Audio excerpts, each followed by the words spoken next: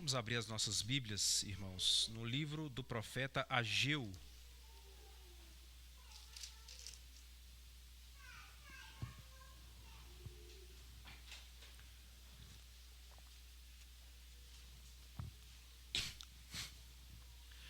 Livro do profeta Ageu, capítulo 1. Domingo passado nós começamos uma nova série de mensagens no livro do profeta Ageu.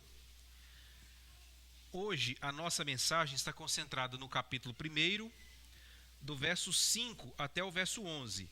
Mas eu vou ler desde o primeiro verso, tá, irmãos? Só para a gente relembrar, né? Ageu, capítulo 1. A nossa mensagem está concentrada no verso 5 até o verso 11, mas nós leremos do verso 1 até o verso 4. Aliás, nós leremos a partir do verso 1 até o verso de número 11, tá? Mas a mensagem é do verso 5 ao 11, mas eu vou ler desde o início do capítulo. Então, Ageu, capítulo 1, a partir do verso 1, diz assim a palavra do Senhor.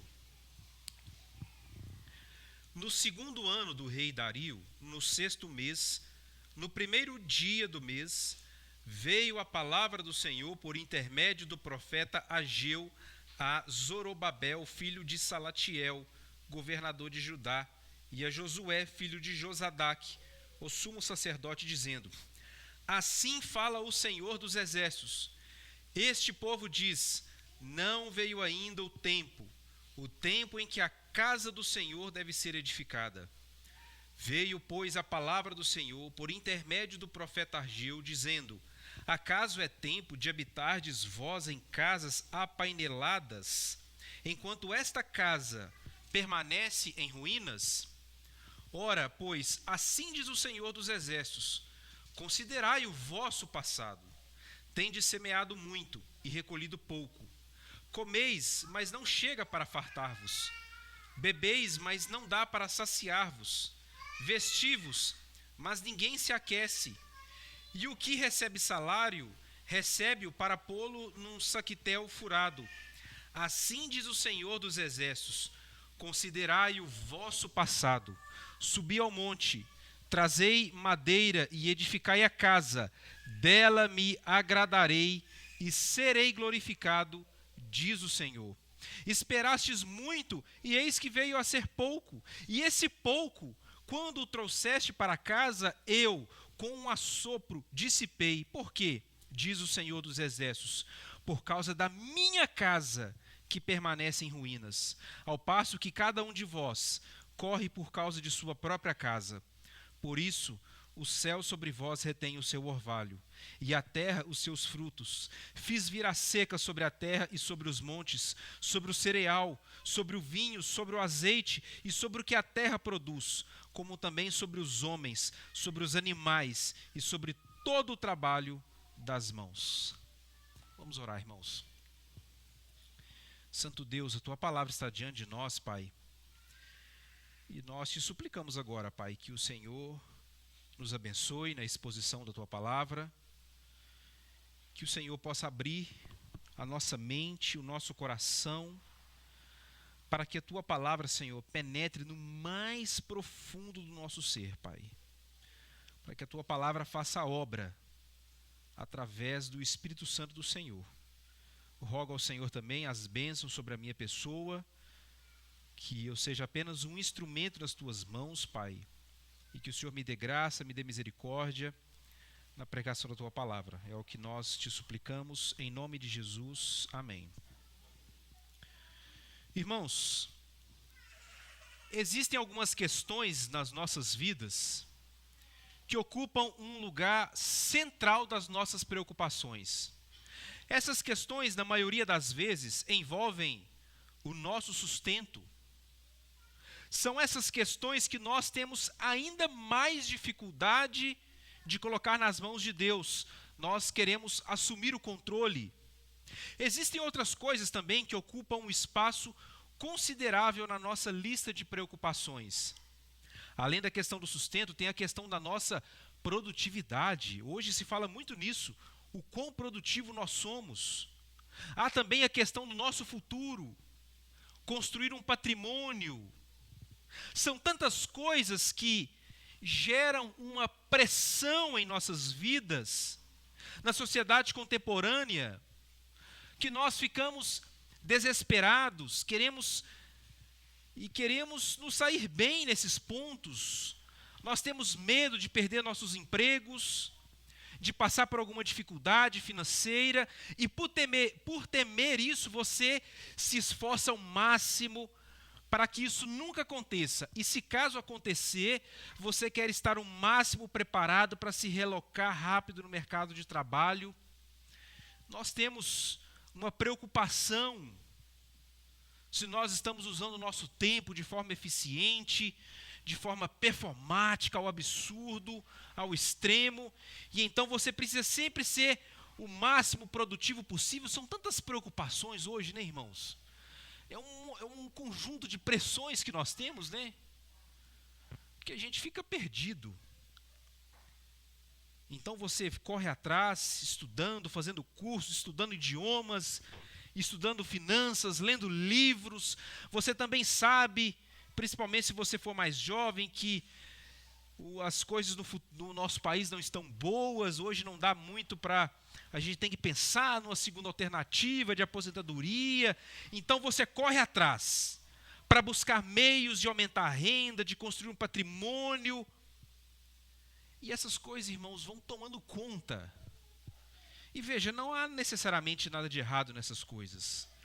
Mas o problema, meus irmãos, é que nós somos tão pressionados com essas questões, queremos assumir o controle dessas áreas das nossas vidas de tal forma que simplesmente não sobra mais espaço para Deus na sua vida.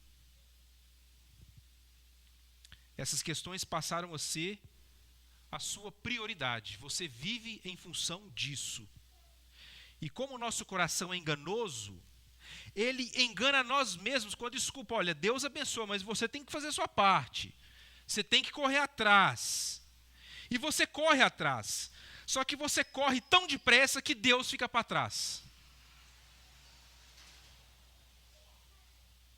E assim nós entramos nesse ciclo de colocar as nossas coisas acima das coisas de Deus. E quando nós entramos nesse ciclo, onde as nossas casas são mais importantes do que a casa de Deus, nós corremos o risco de sermos alvo do juízo do Senhor. Quando nos recusamos a parar, descansar em Deus e reorganizar as nossas prioridades. Você pode estar fazendo tudo perfeitamente, trabalhando, ganhando dinheiro, construindo um patrimônio, se preparando para o futuro, que é a coisa que nós nos preocupamos tanto hoje em dia. Será que eu estou preparado para o futuro? Você pode estar totalmente alinhado com as expectativas seculares a respeito da vida bem-sucedida e organizada. Mas se a casa de Deus não é prioridade na sua vida, é inútil. Se você está vivendo uma vida de desobediência a Deus, não priorizando Ele, tudo que você faz é inútil. E você está vivendo uma vida de... E se você está vivendo essa vida de desobediência, e se você é filho de Deus, você pode esperar a mão corretiva do Senhor. Você pode esperar a mão corretiva de Deus. A boa mão corretiva de Deus vem justamente para tirar aquilo que você está tentando conquistar. Ou às vezes Deus até permite que você possa conquistar aquilo que você tanto dedicou, mas propositalmente Deus faz com que isso vire pó. Eclesiastes nos conta essa história de um homem que tinha tudo, mas ele não usufruía de nada. Às vezes isso acontece conosco, irmãos. Às vezes você corre tanto atrás de construir as coisas, construir bens, patrimônio, e Deus fica de lado, e Deus não permite que você usufrua dessas coisas. Ou Deus torna você improdutivo. Deus manda escassez, irmãos, como forma de juízo nas nossas vidas. E aqui não é teologia da prosperidade, é Bíblia. A teologia da prosperidade de fato está errada, mas nós não podemos fugir dessa realidade. Deus manda escassez como forma de juízo. Isso não é a regra, Ah, pastor, então significa que eu estou passando por dificuldade porque eu estou vivendo uma vida de desobediência? Não. Mas uma vida de desobediência pode gerar, sim, juízos temporários da parte de Deus. Justamente para nos mostrar que todo o trabalho, todo o esforço empenhado debaixo do sol, que é colocado acima do nosso compromisso com Deus, se torna fútil. Você trabalha, o seu salário até aumenta, mas parece que você não vê diferença. Isso eu acho que é uma realidade para todos nós aqui, né, irmãos?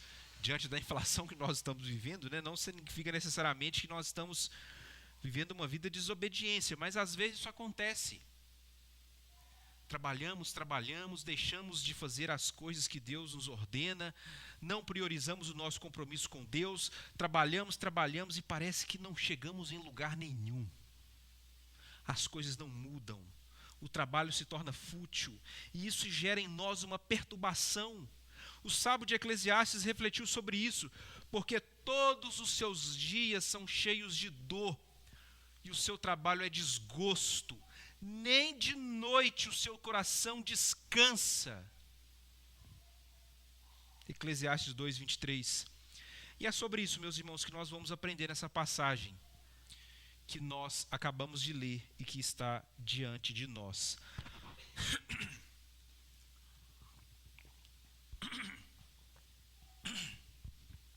Nós ainda estamos na primeira mensagem de Ageu, que Ageu entregou para os judeus que retornaram do exílio para Jerusalém. Lembra que eu disse que o livro de Ageu, eles são 2 capítulos, né? Mas ele está dividido em 4 mensagens proféticas que Ageu entregou para o povo.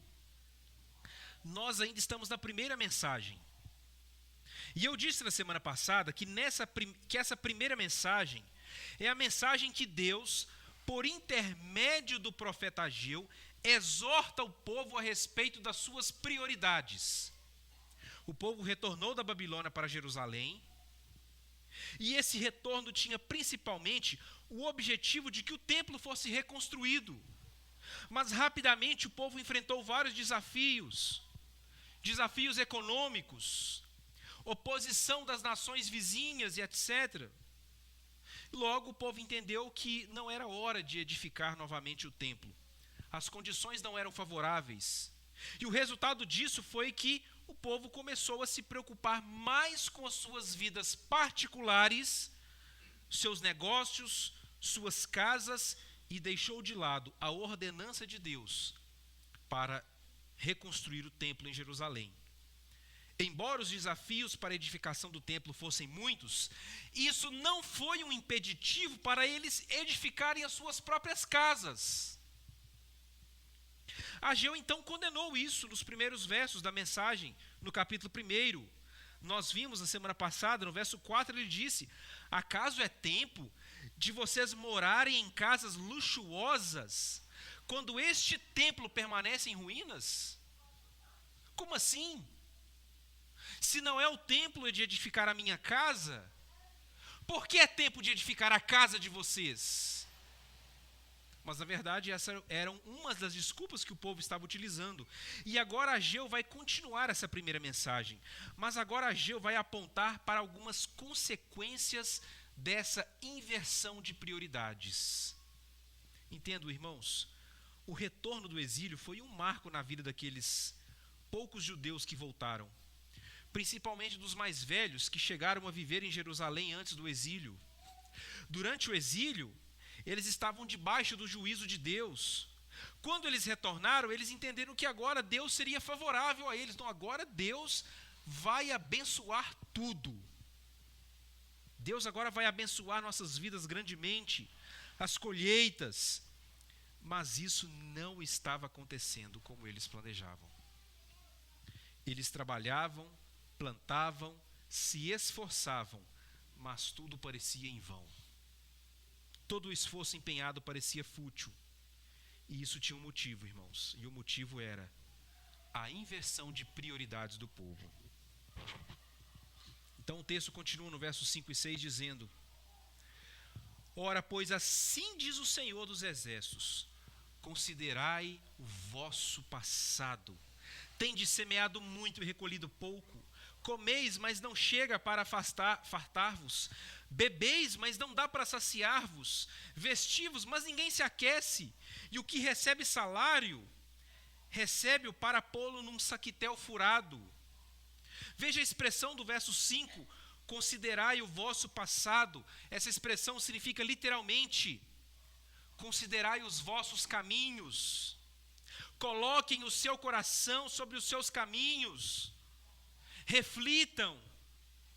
Pensem seriamente no que tem acontecido com vocês. Ponderem sobre os rumos que vocês estão tomando. Essa é a tradução da frase. Considerar o passado. Aqui ficou meio estranho, né? Mas a ideia é essa. Olha, analisem os caminhos de vocês. Olhem para a vida de vocês. Trata-se de uma exortação para refletir sobre os nossos caminhos. E essa expressão no original ocorre outras vezes em Ageu, por exemplo, lá no capítulo 2, verso 15, ele fala: agora, pois, considerai tudo o que está acontecendo desde aquele dia. Entendam, irmãos, ter invertido as suas prioridades, deixar de priorizar as coisas do Senhor para priorizar as suas próprias coisas, não se tratava de um pecado meramente esporádico. Esse era o estilo de vida daquele povo. A vida deles era assim. Esse era o padrão de vida. Deus em segundo plano.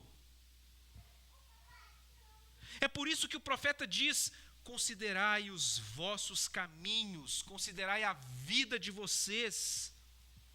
O profeta Jeremias era um profeta que usava muito essa ideia de levar em consideração os nossos caminhos, os nossos passos, os nossos rumos. Lá em Jeremias 7:3 ele diz: emendai os vossos caminhos e as vossas obras, e eu vos farei habitar neste lugar. Jeremias 18, verso 11: eis que estou forjando mal e formo um plano contra vós outros. Convertei-vos, pois, agora cada um de seu mal proceder e emendai os vossos caminhos e as vossas ações. Ou seja, trata-se de ponderar sobre o curso da nossa vida, sobre o padrão da nossa vida, que inclui o comportamento e as suas consequências, inclui as suas convicções, as suas crenças. O povo é conclamado a refletir sobre os seus caminhos por causa da conexão entre o curso de vida e a sua presente circunstância.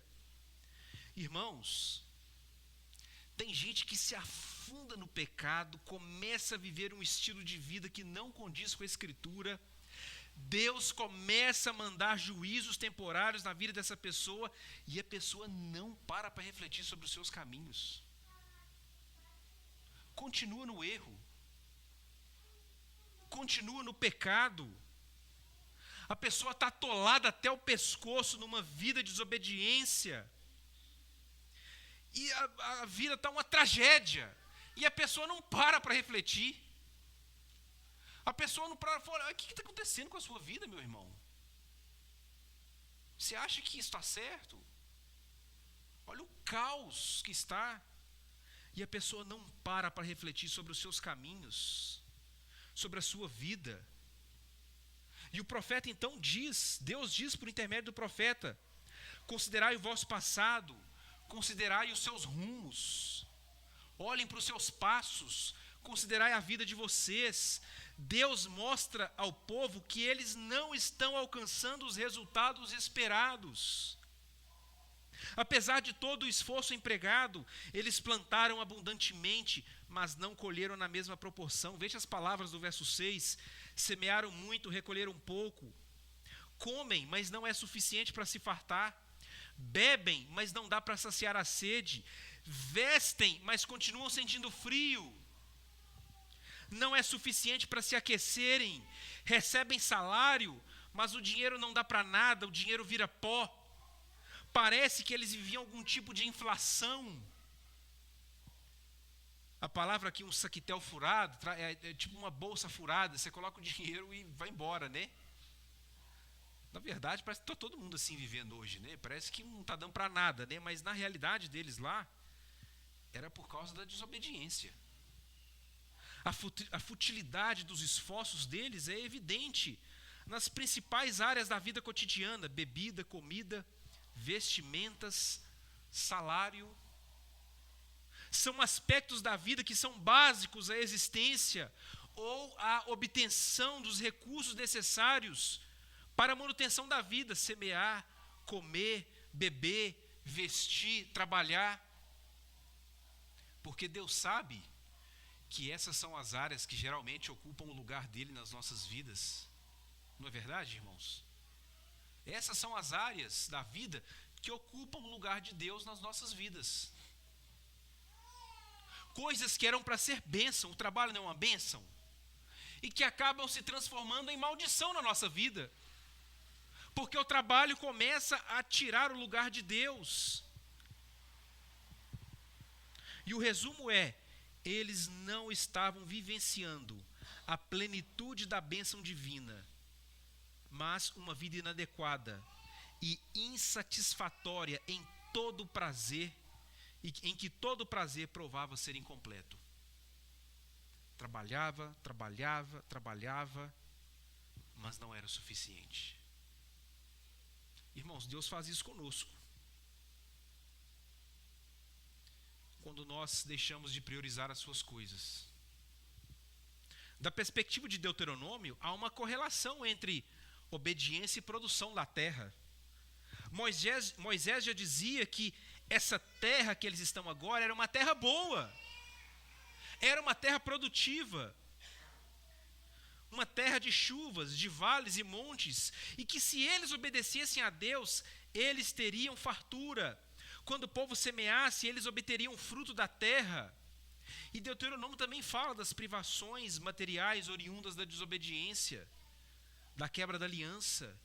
Em outras palavras, eles voltaram do exílio, mas ainda estão debaixo das maldições da quebra da aliança. A maldição ainda continua. E o problema era justamente o estilo de vida deles, os seus caminhos. Eles não estavam agindo com fidelidade para com o Senhor. Colocaram seus próprios interesses à frente dos interesses de Deus. E agora eles estão colhendo as consequências disso. Talvez isso já aconteceu com você. Como disse um teólogo, muitos de nós vivenciamos a mesma futilidade de correr pela vida num passo de cada vez mais rápido, mas sem alcançar os seus objetivos, porque os objetivos que perseguem são os seus, não os do Senhor. Isso acontece conosco, irmãos. Parece que todo o nosso esforço não vale de nada. E Deus faz isso propositalmente, para nos mostrar que tudo que nós fazemos debaixo da vida debaixo do sol, em que nós não colocamos Deus em primeiro lugar, tudo vai para o ralo. Tudo, irmãos. Por mais bem intencionada que sejam a família, por mais belo que sejam os motivos. Talvez você tenha boas intenções. Olha, eu quero dar um futuro melhor para minha família. Mas até mesmo isso, se isso atrapalha o seu relacionamento com Deus, não adianta nada, absolutamente nada. Então ele continua nos versos 7 e 8. Assim diz o Senhor dos Exércitos: considerai o vosso passado, subi ao monte, trazei a madeira, e edificai a casa, dela me agradarei e serei glorificado, diz o Senhor. No verso 7 nós temos a segunda admoestação, e novamente ele exorta o povo: considerai o vosso passado, ponderem sobre os caminhos de vocês. E agora Ageu exorta o povo a fazer o que Deus esperava que eles fizessem: subi ao monte, trazei a madeira e edificai a minha casa. Dela me agradarei e serei glorificado, diz o Senhor. Em outras palavras, reorganizem a prioridade de vocês e façam o que eu ordenei. Eles precisavam abandonar as desculpas para não servir o Senhor. Em lugar da madeira que eles estavam ajuntando para continuarem as suas casas luxuosas, agora eles devem ajuntar a madeira para a edificação da casa do Senhor. No verso 8, o Senhor diz que ele se agradaria e seria glorificado na edificação da sua casa. Ainda vai ter um momento, irmãos, que eu vou falar mais especificamente sobre o objetivo da reconstrução do templo, propriamente dito. Mas por ora, veja que o Senhor diz: eu me agradarei e serei glorificado nisso. A edificação do templo agrada a Deus, e quando o povo se recusava a edificar, a dedicar esforços nessa obra, era uma rejeição em agradar a Deus. Era como se ele estivesse dizendo: olha, nós não queremos agradar a Deus. O povo não estava interessado em agradar o Senhor. O verbo agradar-se aqui, quando usado em relação ao culto, indica o deleite de Deus com o sacrifício oferecido. Deus se agradava e se deleitava com os sacrifícios e as suas ofertas, e assim também seria na edificação do templo. O objetivo em reconstruir o templo não é nem que Deus iria abençoar a vida do povo, mas que Deus se deleitaria e seria honrado na edificação do templo. A honra de Deus e o seu prazer depende da existência do templo. Irmãos, quando nós priorizamos as coisas de Deus, aliás, quando nós não priorizamos as coisas de Deus, quando nós não colocamos Deus em primeiro lugar, o efeito é esse: é como se nós estivéssemos roubando a glória de Deus.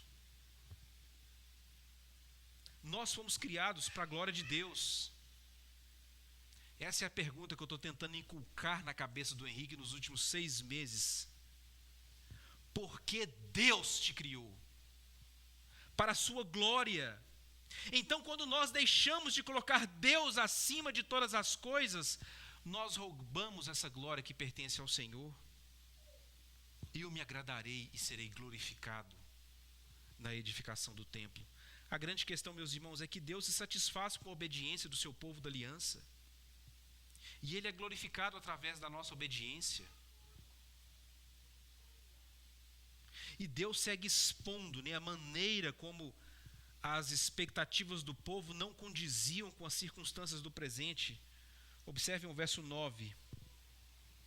Esperastes muito, e eis que veio a ser pouco. E esse pouco, quando o trouxeste para casa, eu com um assopro o dissipei. Por quê? Diz o Senhor dos Exércitos: por causa da minha casa que permanece em ruínas, ao passo que cada um de vós corre por causa de sua própria casa. Eles esperavam muito. Todos nós trabalhamos muito, estudamos, dedicamos, esperando fartura. Mas o que veio foi pouco. E esse pouco, Deus fez com que não durasse nada.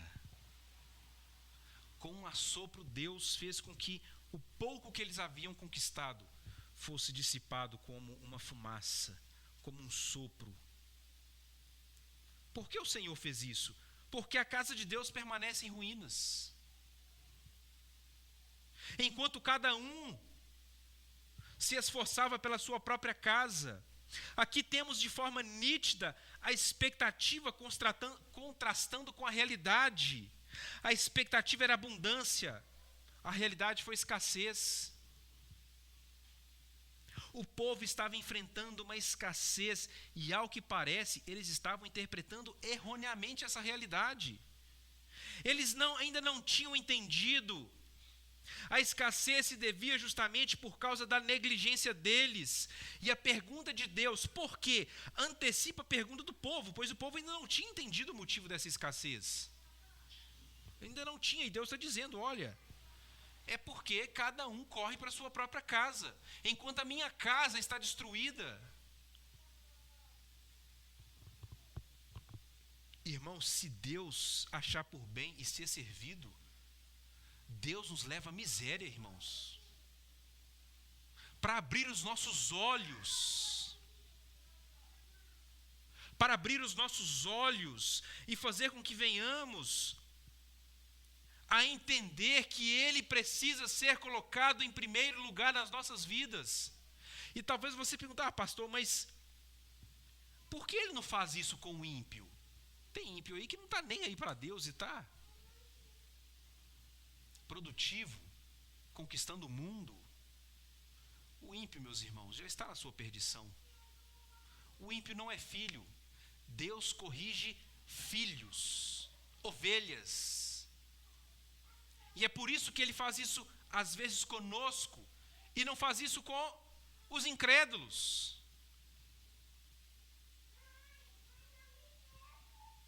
Com os incrédulos ele não precisa fazer isso.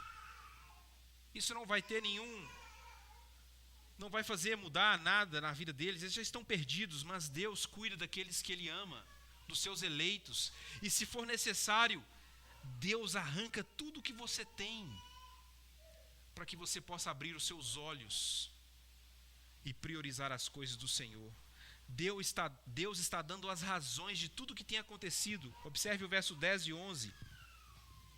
Por isso o céu sobre vós retém o seu orvalho, e a terra os seus frutos. É como se Deus tivesse fechado os céus. Deus fechou os céus.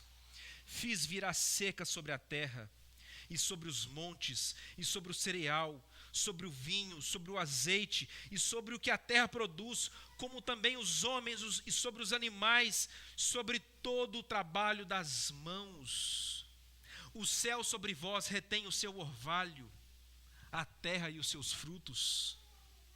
Veja que há uma ligação causal aqui, nele diz no verso 10, por isso, olha a expressão do verso 10, por isso, os céus fechou as suas comportas. Os céus detiveram o orvalho. Aqui Ageu está trazendo claramente, irmãos, a maldição da aliança descrita em Deuteronômio. Deuteronômio fala isso em vários capítulos. Olha, se vocês seguirem os meus mandamentos, eu vou abençoar as colheitas, eu vou abençoar a terra, a chuva e etc. Mas se vocês não seguirem os meus caminhos, eu vou trazer a seca sobre vocês. E é interessante que na região de Judá, mesmo na seca, o orvalho era uma parte esperada do sistema ecológico. O orvalho nada mais é do que a condensação do vapor da água, do ar, em gotículas na superfície das plantas. Era um fenômeno essencial para uma colheita produtiva. O orvalho era esperado em Judá, mesmo na época da seca, principalmente entre maio até outubro. Era um elemento fundamental de uma colheita de sucesso. A ausência do orvalho poderia ser a diferença entre o sucesso e o fracasso de uma colheita. E no Antigo Testamento, a retenção do orvalho e da chuva é visto como um castigo de Deus. Em Deuteronômio também nós temos a perspectiva de que a chuva e os outros elementos eram estocados nos céus, e que Deus abriria as comportas celestiais e faria vir a chuva no tempo próprio. No Antigo Testamento, a chuva e outras formas de umidade do solo são entendidas como estando sob o controle de Deus. Deuteronômio capítulo 28 diz: o Senhor abrirá o teu bom tesouro, o céu, para dar chuva à terra, e no seu tempo para abençoar todas as obras das tuas mãos. Mas não era isso que estava acontecendo com o povo nos dias de Ageu.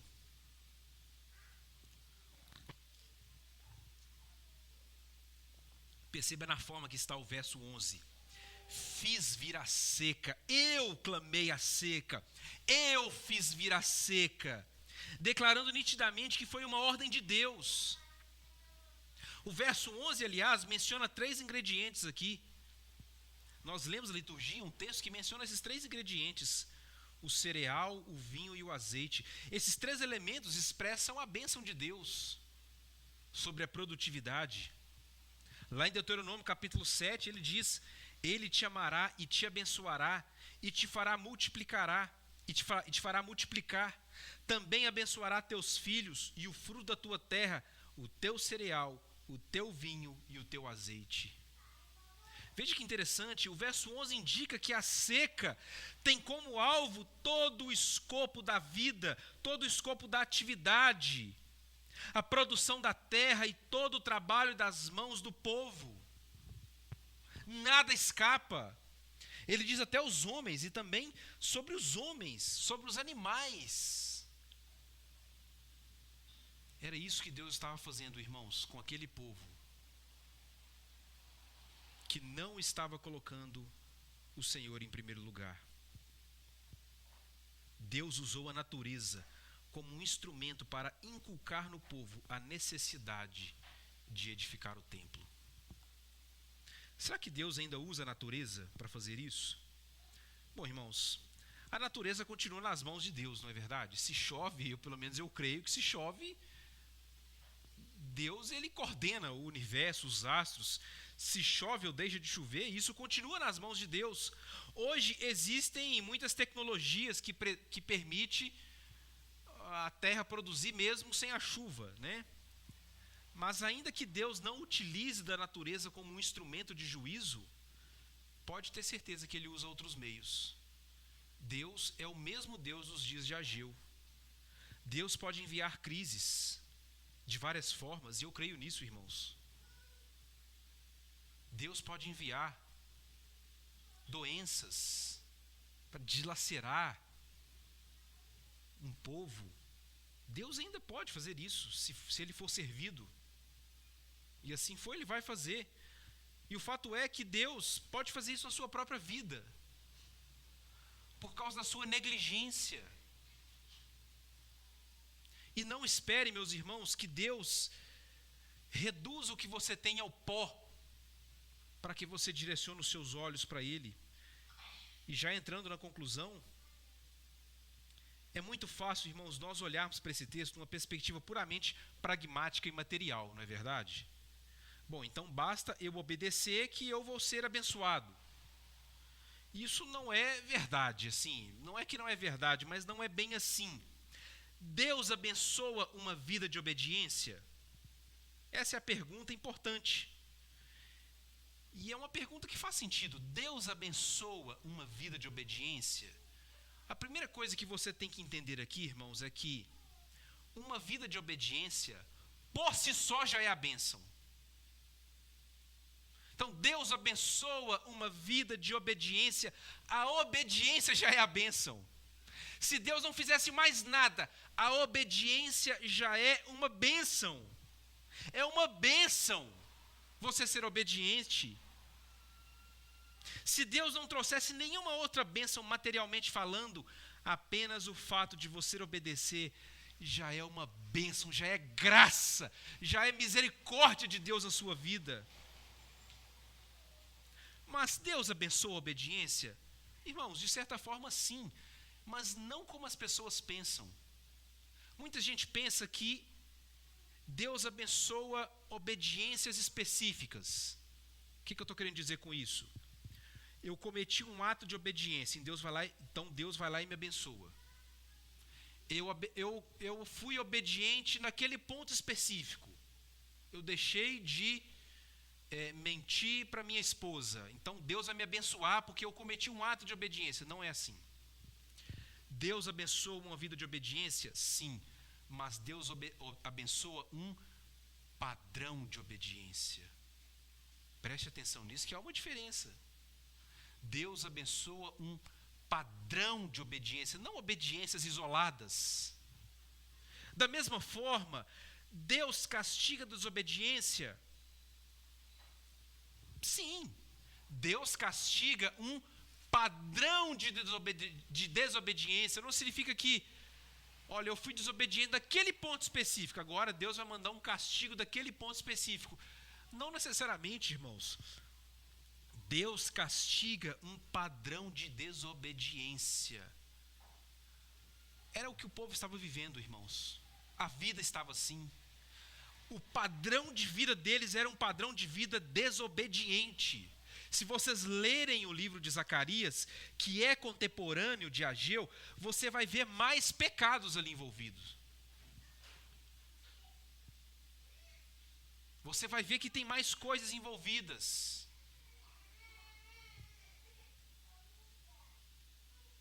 Isso estava acontecendo com o povo nos dias de Ageu. Irmãos, o Deus dos dias de Ageu é o mesmo Deus de hoje.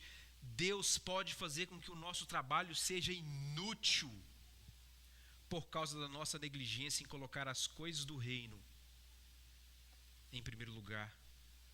Se o Senhor achar por bem, Ele pode nos levar à miséria. Deus pode fazer isso, irmãos, para que possamos acordar da nossa cegueira e direcionar os nossos olhos para Ele.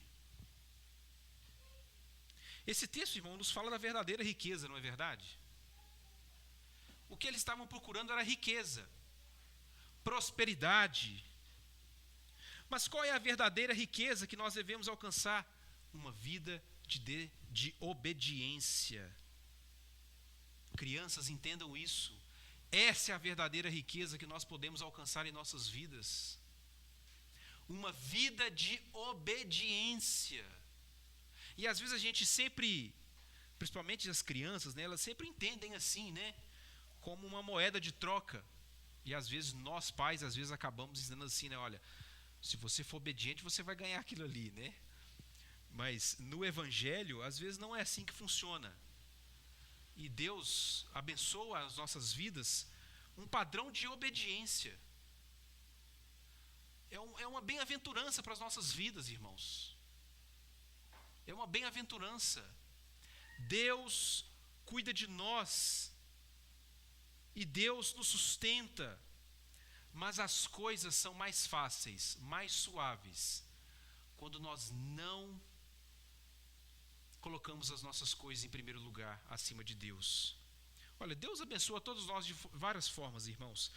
Mas quando nós não somos cabeça dura, quando nós colocamos as coisas de Deus em primeiro lugar, olha, o padrão é que as coisas sejam mais suaves. O padrão é que as coisas sejam mais fáceis. Mas a gente quebra muita cara, né, irmãos? Por causa de negligência. Quebramos muito a cara por causa de cegueira, dureza de coração. Quantas coisas nós deixamos de fazer. E no fundo nós sabemos, poxa, seria uma bênção se eu fizesse mais isso. Seria uma bênção se eu levasse mais a sério isso. Às vezes nós sabemos e deixamos de lado. Quando nós não criamos desculpas. E por fim, meus irmãos, Jesus é o grande exemplo de obediência. Jesus é o grande exemplo daquele que, de fato, edificou a casa do Senhor. Ele é o grande exemplo disso, irmãos. Pois a sua comida e a sua bebida era o que mesmo? Fazer a vontade do Pai. Era o que o povo estava correndo atrás. Comida e bebida, trabalhando, e não dava para nada. E Jesus nos diz que a sua comida e a sua bebida é fazer a vontade do Pai. Jesus é o maior exemplo de obediência. E Ele morreu para pagar os pecados da sua desobediência. E agora você deve viver assim como Ele viveu, refletindo o seu caráter, a sua justiça. E voltando à introdução, né, irmãos, o que é que mais preocupa a sua vida? Será que esses pontos que tanto preocupam, tanto fazem essa pressão, né? É uma pressão que a gente vive hoje, né? É uma pressão que nos deixa desnorteados. O que mais te causa essa perturbação? Será que essas pressões da vida estão fazendo com que você deixe Deus em segundo plano? Se porventura você está colocando Deus em segundo plano, pode ter certeza que se você não se arrepender dos seus pecados, Deus pode ir atrás daquilo que você tem conquistado. Deus pode fazer isso. Se você não colocar Deus em primeiro lugar na sua vida, que fique as palavras do salmista no Salmo 127. Inútil vos será levantar de madrugada. Inútil será repousar tarde, comer o pão que penosamente granjeaste, pois os seus amados Ele o dá enquanto dormem. Que Deus os abençoe, irmãos. Vamos orar. Deus bendito, Pai Celeste, nós te agradecemos, ó Pai, por Tua palavra ministrada aos nossos corações. Te pedimos o perdão, Pai, por todas as vezes que nós optamos por construir as nossas próprias casas e deixar de lado as coisas do Senhor. Tem misericórdia de nós, Pai. Ajuda-nos, ó Pai, a sempre colocarmos o Senhor em primeiro lugar. É o que nós oramos, em nome de Jesus. Amém.